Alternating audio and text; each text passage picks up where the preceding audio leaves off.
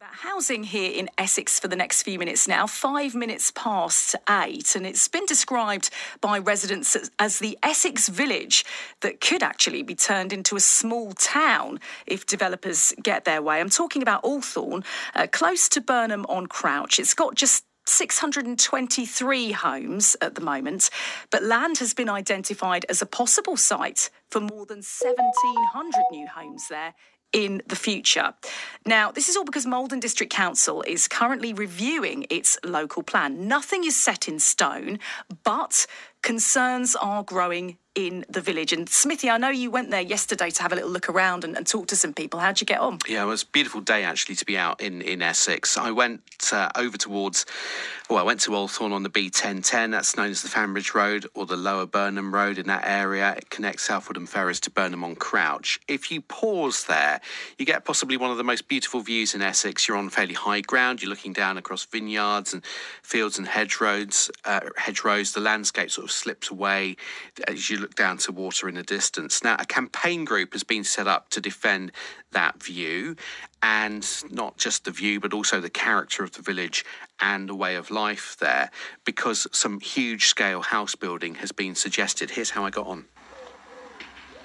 Well, I'm in the village of Althorne. It's a small village with just about 600 or so homes, some of them more modern, some of them much older. And as I've driven out here, I've come up and up and up onto a ridge on the Dengie Peninsula with panoramic views looking down across the Crouch Valley. I can see Althorne Creek and then the River Crouch beyond that. And just driving through the village, I've seen dozens of placards put up by residents who fear the village could be turned into a town because of the suggestion of large-scale house building here. I've got 7 people with me who together have lived in the village for about 250 years. Morning, guys. Morning. Let's meet some of you.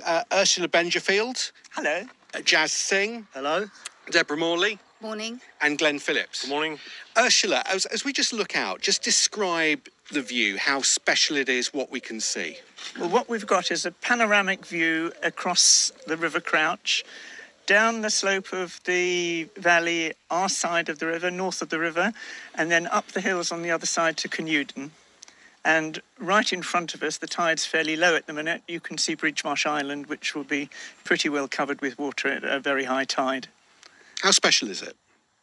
It is the most special place I can think of. I came here for a year or two, and I've been here nearly 50 years.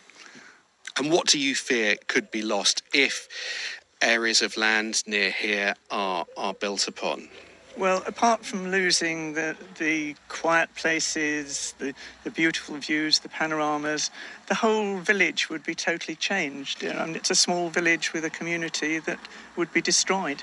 Since you found out about the possibility of building here, and it's come to light after Malden Council called out for building land, because it has to ensure there is enough supply to fulfil its planning commitments.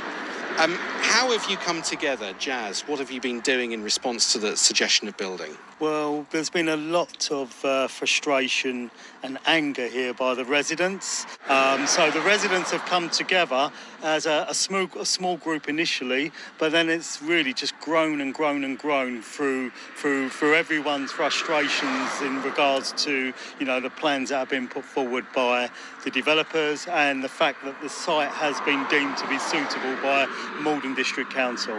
But so far, proposals are at an early stage, aren't they? And Malden Council, as you know, says that just because a site might be noted as suitable in its initial study of land that's available, it doesn't mean that the council's going to consider allocating on it.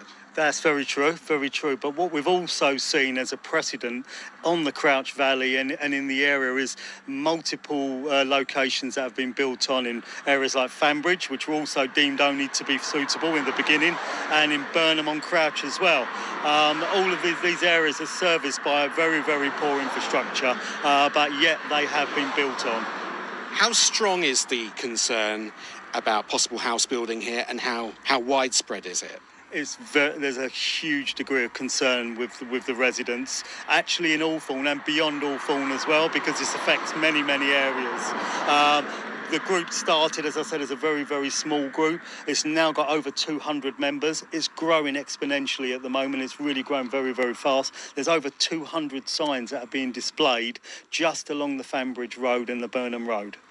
Let's bring Glenn into the conversation. Glenn, what are you hoping to achieve at this early stage then in the review of the local plan? What are you trying to say to the council? I think we're trying to say to the council that we're not against development in this area at all.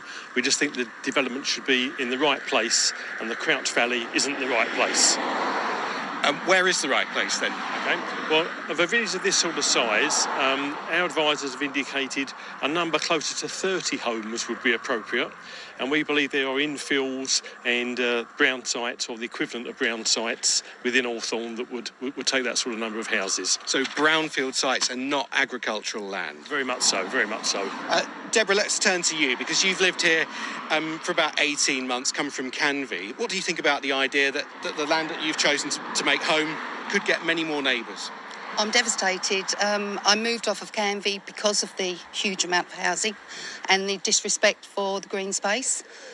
Moving down here was one of the best things I've ever done.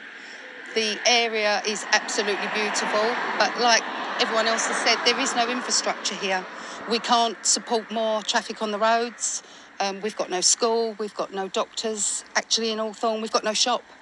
Our nearest shop is Burnham on Crouch or South Woodham Ferries. So, I can't see the reason why they would want to build that many houses here. We've got a housing crisis, haven't we? And you're lucky enough to have a home. A lot of people don't. And people say the housing crisis is due to a shortage. We need more properties, don't we? Absolutely, but not here. There will not be affordable housing. If you look at this area, the properties are not going to be... People are not going to be able to afford the properties unless they've got a hell of a lot of money. I can't see the average person being able to afford somewhere here, especially with the amount of houses they want to build. It's ridiculous. And Jazz, back to you, just bring you back into the conversation. How confident are you that the community can ward off builders? I'm very, very confident indeed. I've never seen, this level of anger, frustration, as I've said, amongst the villagers. This is completely the wrong place. And my message would well be to Malden Council, we've got a levelling up agenda. The government have mentioned this levelling up agenda.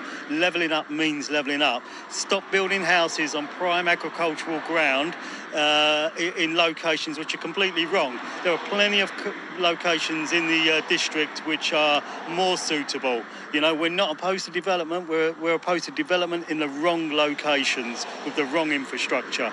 And what are the next steps in the campaign, Jazz? The next steps are just to continue what we've been doing. We're going to be raising some funds. So if Malden Council do decide to make the wrong decision, we hope they don't make the wrong decision. But if they do make the wrong decision, then there will be, the village will take legal action against against any wrong decision. Well, strong feelings in Althorne, and a promise there that the campaign will grow to prevent large-scale new house building here. It's people in Althorne talking to Smithy, who went along there yesterday. Well, this potential development is also becoming a major postbag issue for the local MP Conservative John Whittingdale. He's told BBC Essex exclusively no new homes should be forced onto Althorne. Have a listen. Althorne is a small village, and this would completely change the nature of it. It's also quite remote, and there would be serious issues about the additional pressure on the local roads. But it is very premature. It's not the case that the local plan is recommending that amount of houses. At the moment, the local plan is allowing houses to be built in Malden and Heybridge. And if you have been to Malden or Heybridge lately, you will see that there are a large number of houses coming. Now, the problem is that we need to identify more locations for development, because at the moment we aren't meeting the target for the number of new homes that have been built. And so the district council has invited people to make suggestions, and no decisions have been reached yet. They're assessing all of the different possibilities as part of a consultation, and Althorne was just one suggestion amongst many, many. So the District Council has certainly not said that there should be housing at Althorne. The additional problem, however, is that because we are currently short of the required number, then speculative developers will put in applications, and even if the District Council refuse it, then potentially they could go to appeal. But certainly my position is that this is a matter for local people to decide, and I would strongly oppose any development being imposed on the district against the wishes of the local planning authority. John Whittingdale talking to BBC Essex. Want to hear from you if you're in the area. You've got some thoughts about it. Our number is 0800 111 40 41. And after the travel in a moment, going to talk to a barrister who specialises in planning and environment law. That is next on the show.